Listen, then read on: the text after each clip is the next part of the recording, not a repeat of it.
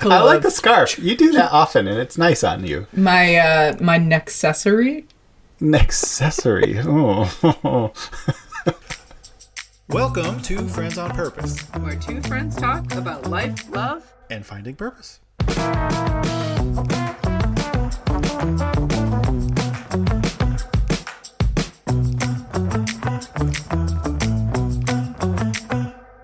This podcast has been a gift for so many reasons. One, increased airtime with you. Two, learning. I didn't like, I think you and I don't know that, it's not that I didn't know this before, I just think I have a better sense of, like, you and I consume a lot of media. Yeah. And I didn't know that we were, like, I joke with people that I'm, like, a prolific consumer. Like, whether it's books or movies or shows, like, I kind of just, because I love storytelling, and I think you do too, and I think we're drawn to similar types of, like, media, and I didn't know that in terms of, like, books and, like, things that you're reading. I'm like, oh, I want to read that. And, like, taste, we have similar tastes. We do. Good taste, many would say. I mean, we have a taste. There are lots of good tastes and tastes that I don't prefer, but that doesn't mean they're not good. Good point.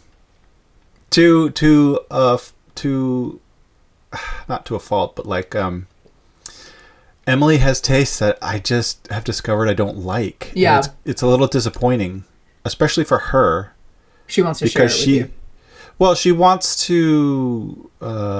She wants to dialogue about it, and she can go deep, like deeper into fiction in particular, that just doesn't resonate with me as much as nonfiction. And so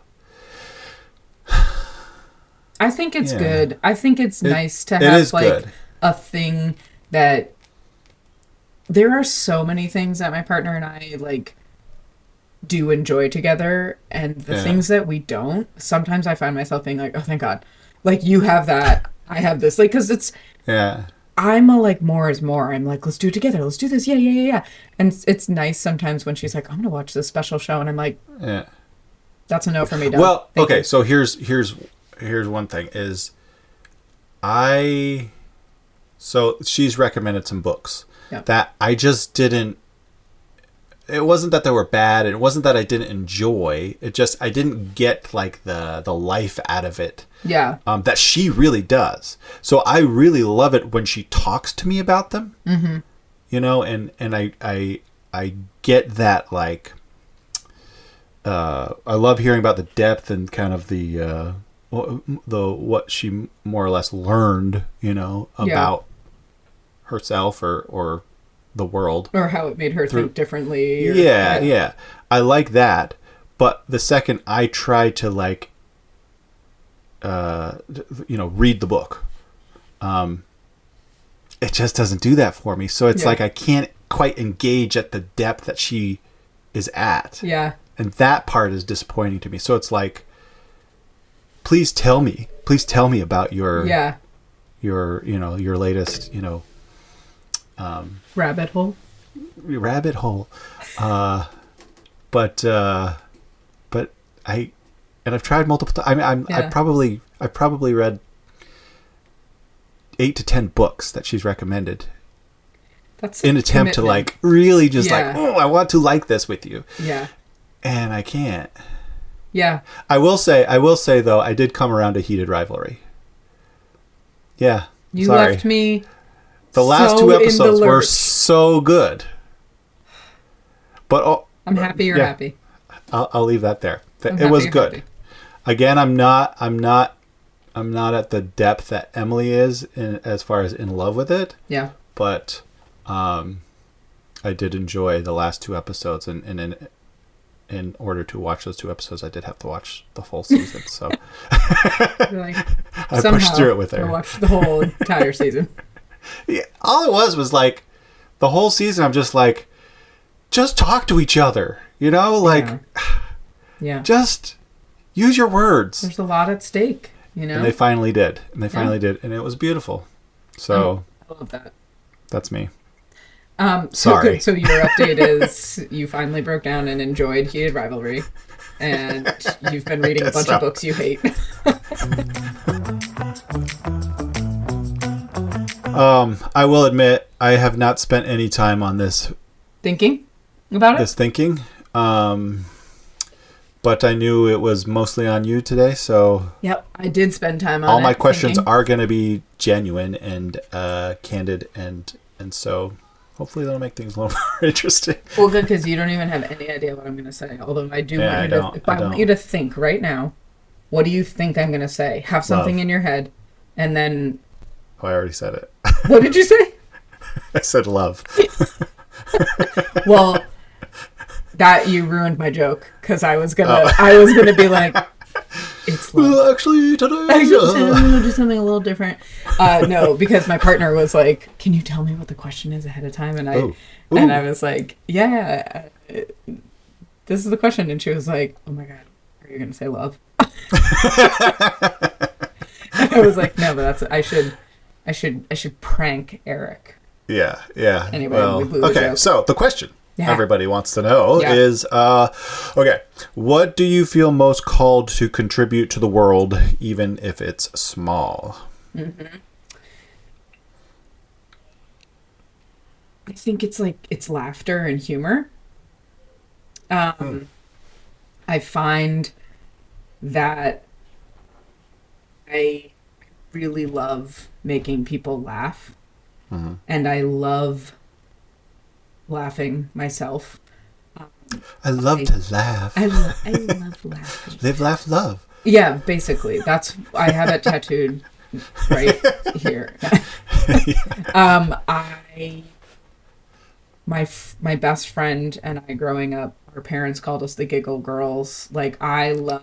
I was from a young age, like, consuming a lot of comedy, like, oh really? Media, like 9-year-old me was asking for the Carol Burnett show on VHS. Like, well, I was watching I Love Lucy. Like, and then I like was in an improv troupe in high school and college, and I have always been drawn to that because I love laughing. But what I've like learned as I get older is that because I've been like practicing humor for a long time and it kind of comes pretty naturally to me, it is a really effective tool. And also how I handle difficult situations is like knowing when to bring humor in so that it like is a little release valve rather than landing like, So, and that's a huge strength, I think, is knowing when to do that in a hard situation.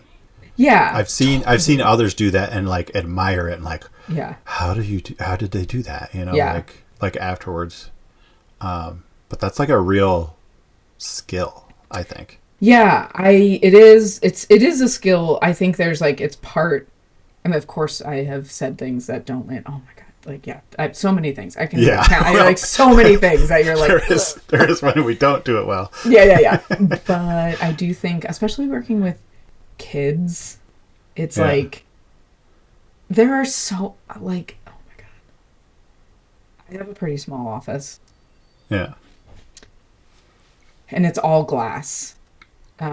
So like at any given moment, anyone can see me. The outside is all glass. Okay. Yeah. And so I'll just be like in there, and I'm kind of like I'm in like a half fishbowl. Like my back is a solid wall, but everything else is glass. Okay. And so and it's small. It's like a tiny little conference room office. So a student I was meeting with was in there, and he farted. And he's a 16-year-old dude, and I'm like a pushing 40. In your office? In my office. We're talking about an opportunity for internship, and he's just like and I'm like, in that moment I had to be like, do I just ignore that, or do I like name it, and I don't want to be like the school nurse and be like, was he okay? Yeah, like I didn't want to be like, are you feeling okay? So so like what came out, you love farts, we know this about you. Never not funny. Farts are never not funny. So he farts, and I'm like, do this? This is a risk. Like, I could gamble and lose on this one. And I was like 8 out of 10, and he was like,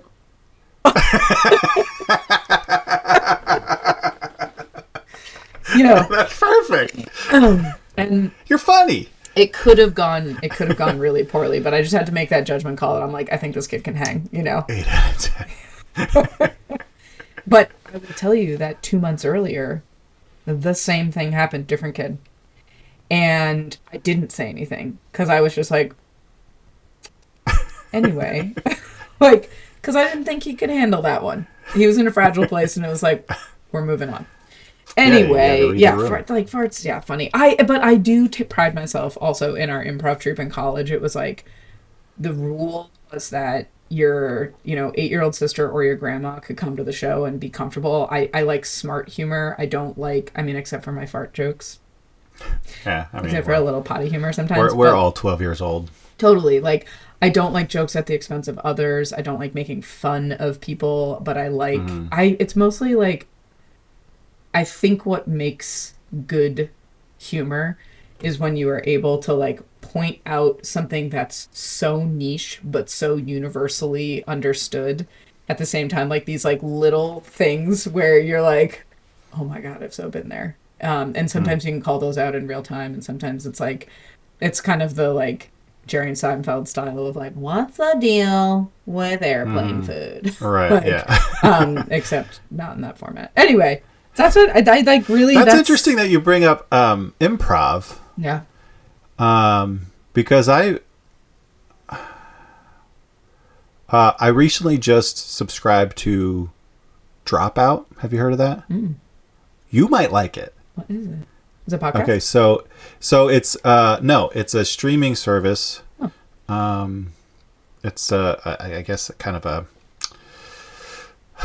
a low budget network of comedians. It's the Spirit Airlines of. Yeah, but no, I think what happened was it used to be College Humor. Oh yeah. And then College Humor got bought out, and so all of the comedians went over there, started their own channel, and called it Dropout. Okay. As kind of, I think that's kind of like a jab, the dropouts of College Humor. Understood. But it's with Sam Reich produces it, and he was the guy who was producing College Humor. I think that's how it went. And so all of these internet comedians who are still making a name for themselves followed him over there. Cool. And they've created this really excellent collection of media. Yeah. And so some of them have their own shows. They're always showing up in each other's segments. And it's a lot of it, almost all of it is improv. Yep. Just playing different kinds of games, and there are writers who are helping come up with the prompts and funny situations, and but what I hear coming out of that group of comedians is how improv in particular really set them up for like life skills. Totally. Yeah. I mean, it's so nerdy. Everyone just like nobody liked improv. Nobody likes improv. Yeah, like everyone hates improv. I can't explain how many times I've been like, oh, like I from a very young age honed the like, I think I'm naturally quick, but that like it's a muscle to use to like receive information and very quickly evaluate what's the right way to go with it. And also like, not to be cliche, but like the yes and makes you just a better like person in general, just to be like, I'm gonna take your thing and I'm running with it, and I'm gonna get creative with it. But famously also, like improv is so annoying and people hate improv troupes and like ha ha ha. But and for a reason. Yeah. It's obnoxious. They are kind of obnoxious, totally. Or can be, I should say. I know as a kid I was definitely attracted to it. Yeah. I was never brave enough to do it. Yeah, you didn't want to be actually, I had one improv experience that was really was it embarrassing. So it was like it was high school. I must have been a freshman or a sophomore, and it was a winter festival. And so there's all these. You don't do school that day. You just have fun activities happening everywhere. You know, there's ping pong in the gym. There's snow sculptures out in the parking lot, and ice skating on the field, and all kinds of things going on. And then there was improv. In the theater. so me and my friends went to go watch it. Yeah. and it was funny. It was like a good session. It wasn't the cringy kind of annoying kind. It was like we're watching these other students who, some of them I knew, some of I didn't. Yeah. But they're being funny, and it looked like fun, and they're just having a good time. So they asked, anybody want to join us? I'm like, sure, I'll give it a shot. Which is very, very out of character for me. I was never comfortable going up in front of people, but it felt safe and it felt fun. Yeah. So I went up there, and they played one of the games, and I'm not familiar with improv at all. You're already laughing. I love it. And so one girl sets me up to do an impression of Michael Jackson. Sure. Did you know? And I'm thinking, okay, sure, but like I just kind of freeze. And then I do something very like I try to act like him, but it comes out looking very like homophobic. And everybody's like, everybody, how do we and this one? It was so I just wanted to like crawl up in a ball and like die. Yeah. Just because it was like, oh God, I don't know what I was thinking, but it's just what came out. Yep. And everyone was very gracious, and they weren't making fun of me, but it was just kind of the unspoken like cringe that was like, okay, well, I'm never doing that again. And my best friend who actually is my brother-in-law now, I can see him just like, oh God. Just sitting in the stairs like, why? Like, why do you do things like this? It's like, I knew this wasn't going to go well. This wasn't a good idea. Yeah, I think like it's what I really, if I can be so corny as to say what I really love about improv is the vulnerability of like, let's say, stand-up comedy. It's you, and it's that stool, and it's that water bottle, and that's like really vulnerable. Yeah. But you're in total control of how your set goes.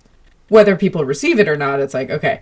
With improv, it's like when you get the right team like together, and like everything is flowing, and sometimes it's like not even just the right team. It's like you've had this great like group of people doing this for a while, and it's just a flop night or whatever.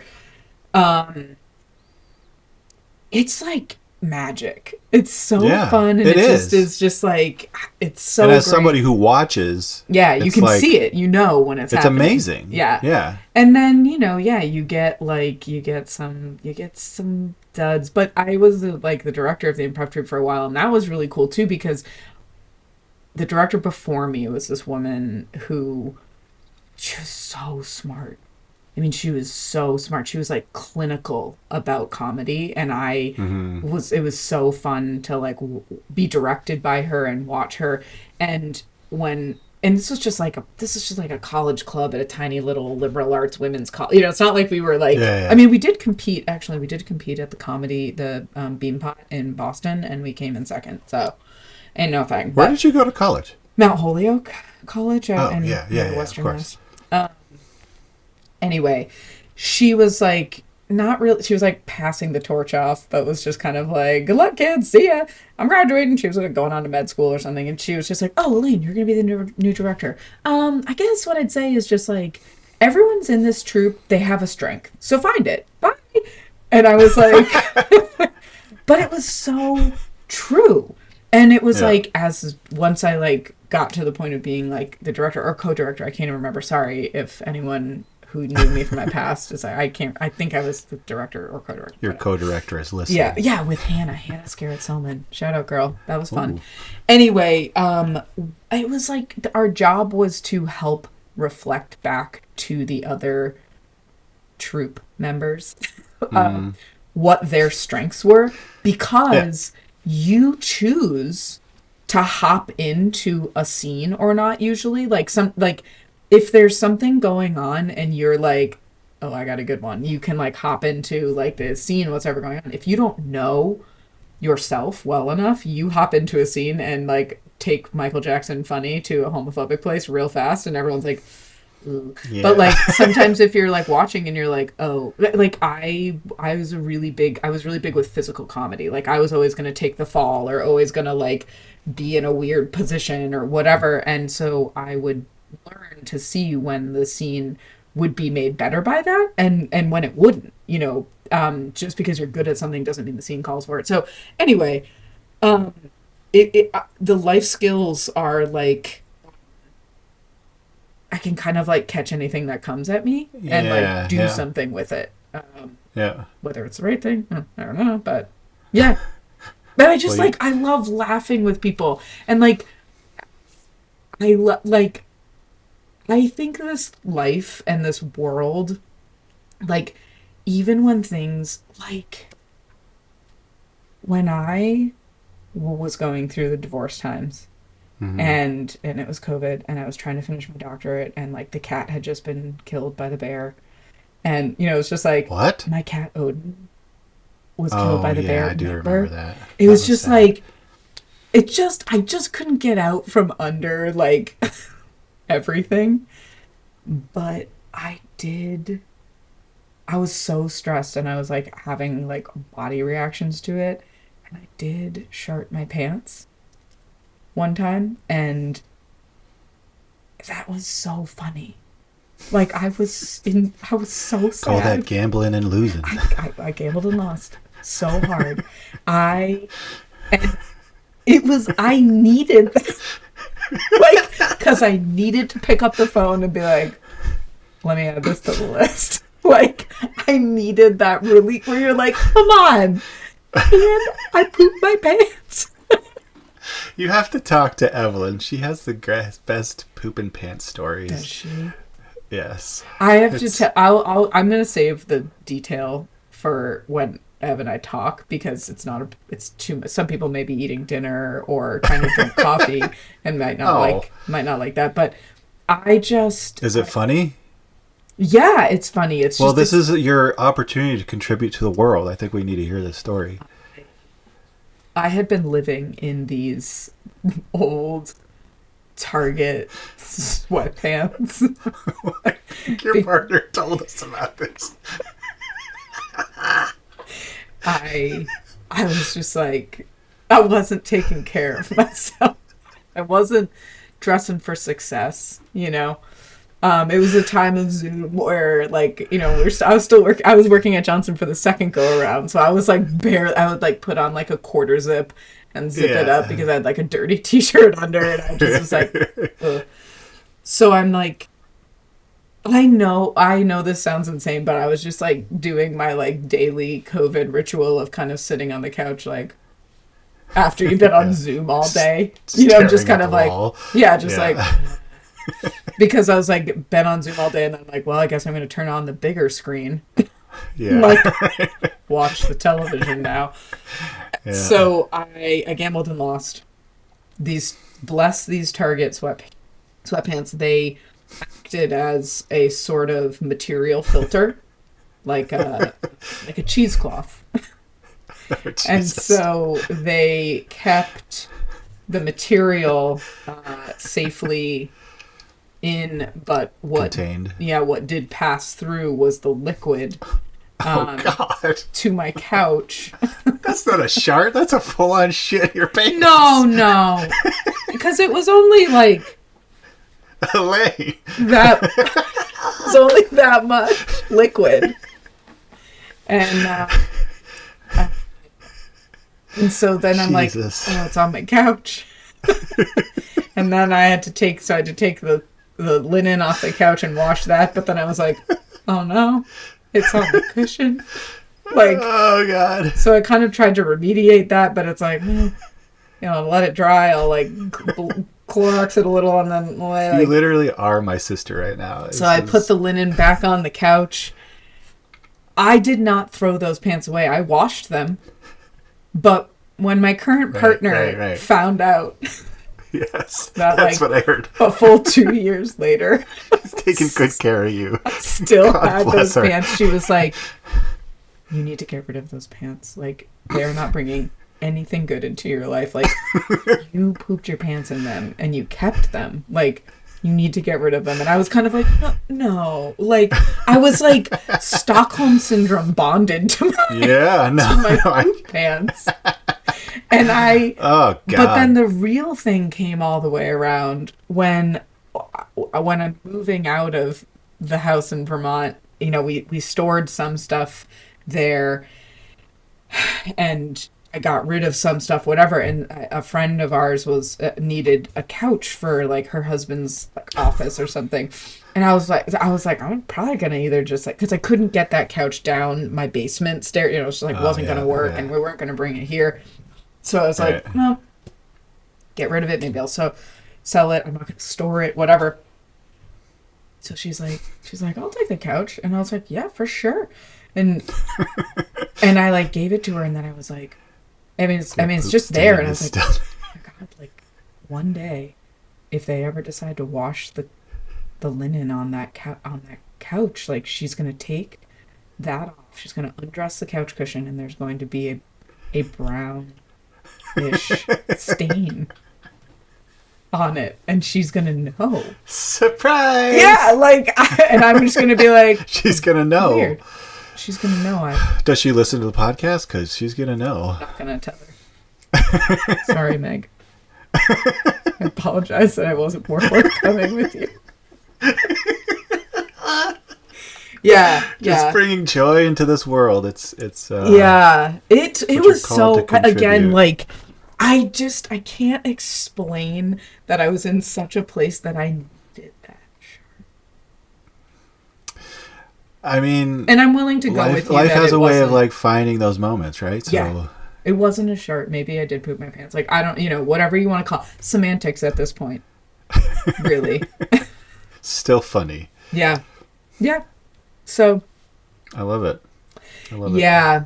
So, like, kind of getting back to the question here, has there been any moments, like you said, you were talking about, like, you and your friend growing up and just, like, laughing and kind of discovering, being funny is, like, a good thing. Yeah. Have there been other moments to where you're like, nailed it, I made somebody's day? Yeah, totally. Like, I think those moments where it's mostly when something's not going well. And I remember somebody I was talking with during the pandemic. I knew them like medium well, but they were like really in it. And it's just like kind of like tearful, just being like, is this ever gonna, like, my life, things are going so poorly right now. And the woman was like, yeah, and I kind of like really missed the boat on this one thing. Like at the beginning of COVID, I had this stuff and I didn't use it, whatever. And I was just like, oh, you'll get it next pandemic. And it just like caught her at this moment where she went from like tearful, but to like laugh cry. And she was just like, oh, I needed that laugh, because the absurdity of it. And it just like, with my high schoolers all the time, they're so caught off guard because I think like we're a lot of times with youth, we're like trying to be really precious with them and being like, and sometimes it's just like life is weird, like, it's like not taking it seriously, but also like finding that line where you're like, it's not that serious, man. Like, someone farted in my office today, or like, like that kid walked into a door and like he's okay now, so like we can laugh about it. And I think that's probably the secret, right? Or like the part of the skill that you can develop is like, it's not about being funny so much as it's not taking everything so seriously. Well, and it includes yourself. So like you have to. Well, yeah. You have to. And I think that's why able... I'm bad at it, because I take things very seriously, to the point of like. Yeah, it's so earnest. Embarrassment. You know, like, God, why was I so serious? Because you feel things so deeply. I do. I feel them very deeply, and I hate it. It's like, the perfect moment. But it is a relief when somebody like you comes in the room and is able to just like chill the fuck out, you know? Be like, my father-in-law is really good at that. Yeah. I first noticed it when we were in the hospital. I don't even remember why or with who. But it's, you know, we were in the hospital for not a good reason. It wasn't like we, you know, just had a baby and everything's so wonderful. But he just comes in and, you know, he's very attentive and loving. And like, you know, is aware of the room. But then he'll just crack a fucking joke. And it's just like, it's a pressure relief. You know, like, we needed that. Yeah. And I think that is a huge, you know, it's not an easy thing to do. I suppose it comes easier to some people than does others, but there's something to be said about, you know, not taking life seriously. Yeah. Well, and you have to, it's like, to the point of it contributing to life. And you have to not take yourself seriously first. Mm-hmm. And it takes like a self-awareness, like, of like, God, I'm so annoying, and I know that, and I know the things that are so annoying about myself, and it, like, I mean, if my mom or my partner says something, it is not funny. But when other people say something to me, I'm like, yeah, that is exactly right. Yeah. Uh-huh. And you have to just know that, like... That just happened to me. Did it? I was texting my sisters. I invited them out to dinner for my birthday. Oh. And they started picking on me about something I was saying in the podcast that normally I would find funny. Yeah, but it's my sisters. So I'm like... And Emily's like, stop it. You're like bristling over there. Like, chill out, dude. I'm like, okay, fine. Yeah, no, this is a moment where I do actually need to laugh at myself. And I know. They're not criticizing me. They enjoyed what they heard. My partner came in and was like, oh, I listened to your podcast, which, like, so nice, right? Like, thank you so much. And I said something, I don't remember. She retorted, and she was like, oh, you had a good day? Would you say it was dope? I couldn't handle, I could not. That is objectively incredibly funny. That's a good joke. She got me, but I was like, you probably don't need to listen to the podcast then. You know, like, don't even listen to it if you have nothing nice to say. Elaine, come on. I know. So, do you not use the word dope? I hear you use the word dope all the time. That's what she was making fun of. She was because you use it. She was like, because you say it all the time. Because I say it all the time. She was like, okay. I was like, oh yeah, I had a good day, and she was like, oh yeah, would you say it was? That makes it even funnier. That's funny. Yeah. I know. Yeah. So I think it's, I guess, to answer your question, I think we all have somebody like that in our lives, right? Totally. I mean, and because we need those people. Totally. We're just humans. Yeah. But like when I make fun of you, you can hang. Like, I don't, like, you don't mind. I think, right? Okay. No, yeah, totally. Totally. Like, confirm. And it's funny. Well, I don't want to. I was going to say that when Emily picks on me, I laugh. Yeah. But maybe I'm not being honest there. Maybe I just like to think that. No, I don't know. I can't handle it when my partner makes fun of me. I can't handle it. But it's definitely my sister's. Yeah, well, that you have a history, like a long form history. Yeah. That's how it was with my mom. Like with my mom, if somebody says something to me about like anything, I'm like, oh, excellent constructive feedback, perfect. If my mom says it to me, I'm like immediately out of hand. Like, nope, do not agree. Whatever you say is wrong. You know. Yeah. We're just people. Sorry, Mom. Yeah, sorry, Mom. Yeah.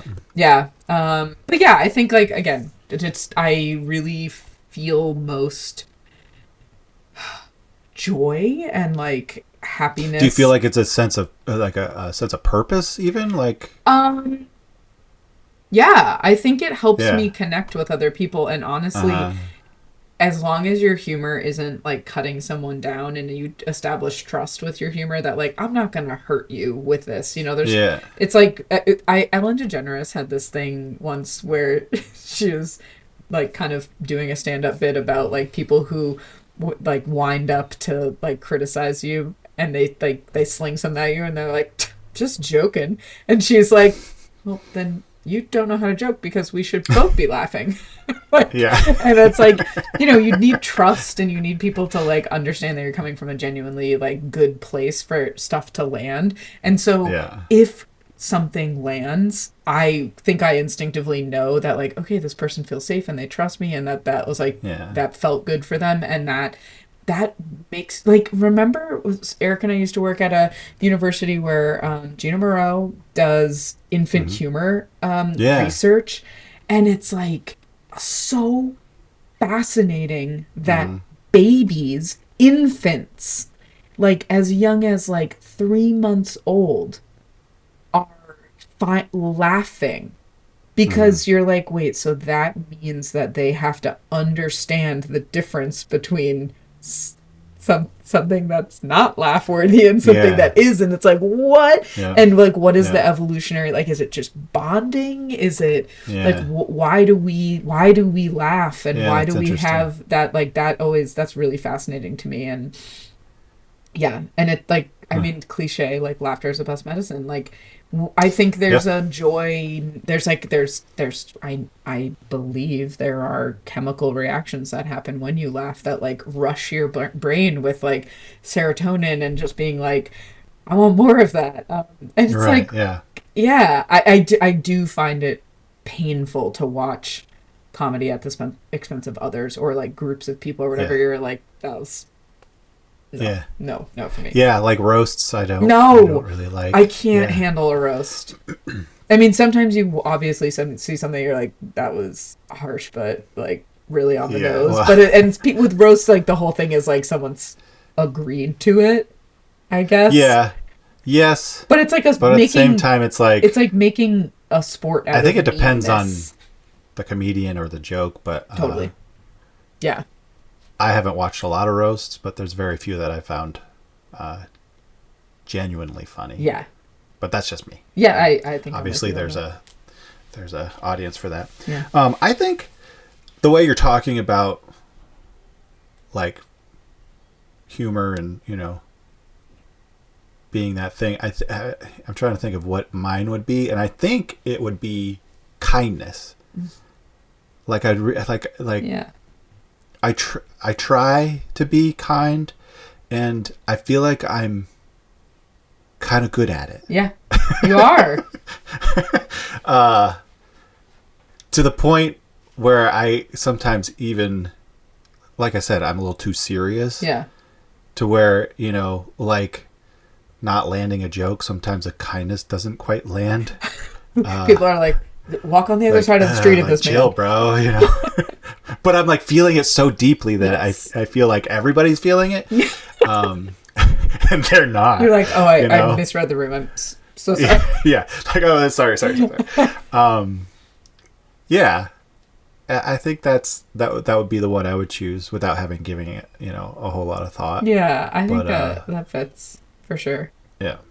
I think it's so interesting to also like,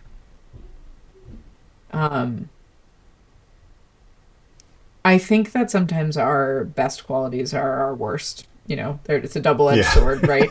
And Sure. I often like cringe at myself when I can tell sometimes when I'm like on a roll with a certain group, and it just, people are laughing, I'm loving it, they're seeming like they have a good time, whatever, and then it just, I'm like, have this like outer body moment where I'm like, whoa, I'm sucking up all the air in this room, you know, like, Yeah. like, and I'm just like, I know that I'm known for like being a like center of attention person where I like I Like you don't can mind fill it. a Like room easily. yeah. And that is like embarrassing sometimes too, where you're just like, oh, stop doing Like, that. oh Like, shoot, am I talking too loud? Sorry. yeah, like am Yeah. I like taking attention from everyone always, all the time? So, you know, I think it's Am I just too lovable? Sorry. yeah, like sorry everyone, I'm so popular.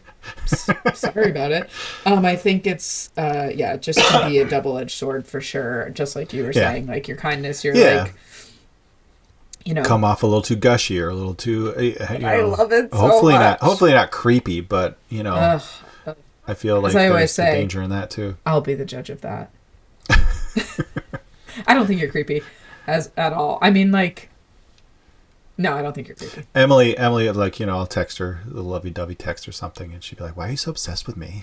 That's she'll funny. send me that GIF, Yeah, which is beautiful. yeah, Because in one instance it's funny, in right. the other instance You're it's like, like, okay, I'm being a little too sappy. okay, aren't but I? like, I think I also play that role in my partnership where I'm like, I'm gonna write you a love letter and I'm gonna tell you how much I love you, and Yeah. my partner's like, thank you.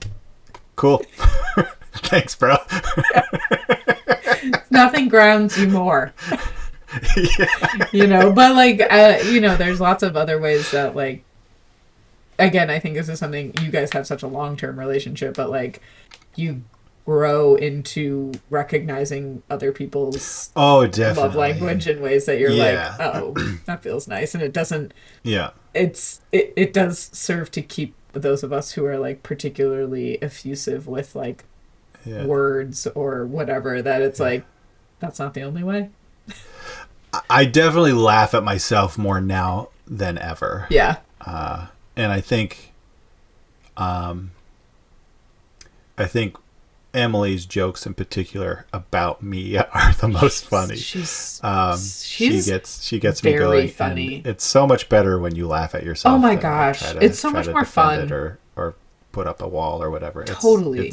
It's the correct response every time. Yeah. And if it's yeah. not, I mean, it's just a good, if you feel sensitive about that, excellent data for yourself. It's not the other Yeah. person. You have to, it's like, that's a moment where you're like, why does that hurt? Ugh, I I'm going to have to therapy. process this later. Yeah. It totally. Put that in my pocket and Yep. we'll revisit it. Yep. Yeah. Write that down for my therapist. Exactly. So yeah, I don't know. I'm not sure. I'm not sure if that's what you were expecting. You were expecting. No, me to I think say- that's perfect. Yeah. I mean, I wasn't expecting anything specific, but You were like, I didn't even think about anything until we I didn't logged even on. think about it until this afternoon. Yeah. No, I think that's a great example. Yeah. And yeah, so I guess we got to land this plane. What would you like to end on? I don't know. Like, I totally went blank. Like, I had it. Well, I did want you to know that I'm wearing a Johnson Woolen Mills woolen vest. Oh, Yeah. you know, somebody bought that I place, do know. and they are like doing good things. Yeah. From what I've heard through my brother-in-law who met the guy, Right. it's like he's like updating the business in the sense that he's bringing it up to speed with Yep. the times, but he's also like being really good to the employees. That's what I heard. Good things. Basically, you know, things like, you know, if you have an idea for a new product design, Yeah. you get 1% of the profit That's awesome. for as long as they make it, That's so cool. even if you don't work here anymore. Don't quote me on that, but it sounds I'm like, I'm that's the quitting my kind of job. thing. I'm going to work. I'm fashion designer it. for Woolen Mills. Yeah. Well, I just like their. no, but- I'm wearing double. But even if it isn't that flannel. exactly, it's like that flavor, you know. Yeah. So Yeah. yeah, I love Johnson Woolen Mills. Me too. I've never bought anything from there. I've only gotten it secondhand at local. I really yeah. want the wool hunting pants. Oh yeah, I have those. Cool. Do you or love had them? They are warm, Yeah. but snow sticks to them. Totally. So they get wet. Yeah, because then it melts. Which technically wool still keeps you warm when it's wet. Right. But Doesn't feel but good. that's one thing I didn't like about Yeah. it. And that was me working on the commune Colt farm for 10 hours every Saturday.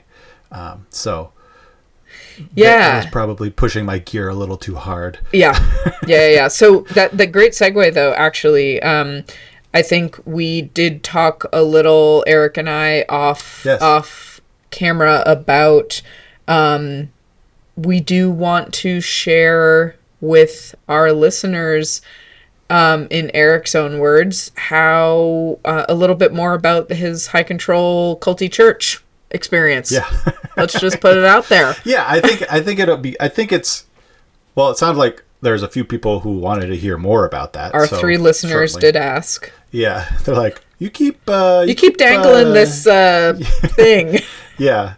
And so it seemed like, okay, well, maybe we should throw down a base so that when I keep bringing it up, people have, kind of a background understanding of what I'm talking about. Totally. But yeah, I think that's a great idea. Yep. And there's a lot.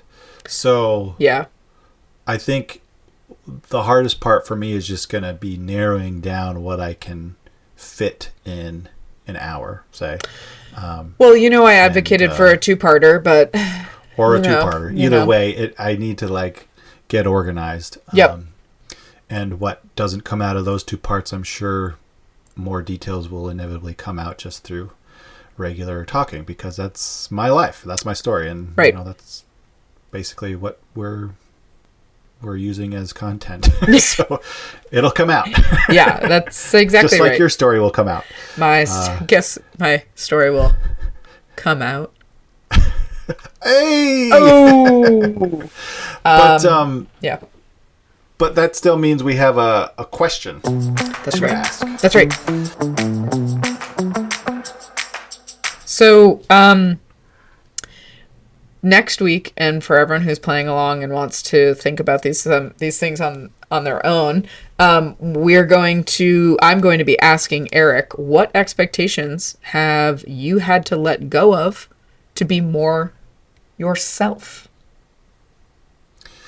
Woof. Okay. Yeah. Good one. Sounds good. Good one. Eric came up with all of these, so if he doesn't like it, that's his fault. I didn't put any on there that I didn't think I could handle.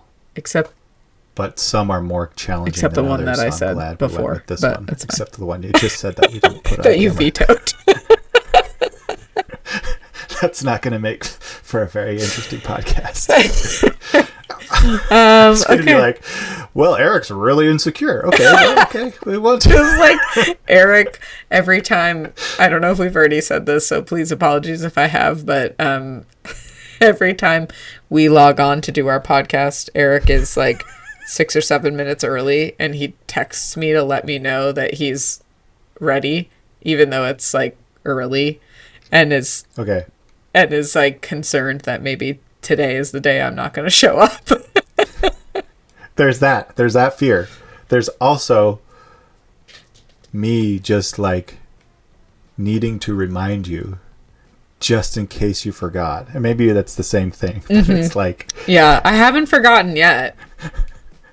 No, you haven't. We are 7. I almost did tonight. Usually I'm thinking and prepping just mentally. Yeah. I sat down and started watching a show with Jer, and then all of a sudden I was like, oh, what time is it? I gotta go. And fortunately it was, only 10 after. Yeah. So I had time to well, get ready, I sat down to eat dinner at 17 past. And so I was like... And you got your text. And then I got my text. I was like, I know! I'm making my tea! Anyway, it's incredibly endearing. Yeah. I love it. Well, I'm glad you think so. I do. Okay, so should we do it again? I think so. Okay, can't wait. Yeah. Until next week. Love you. Love you too. Bye. Bye. Thank you for listening.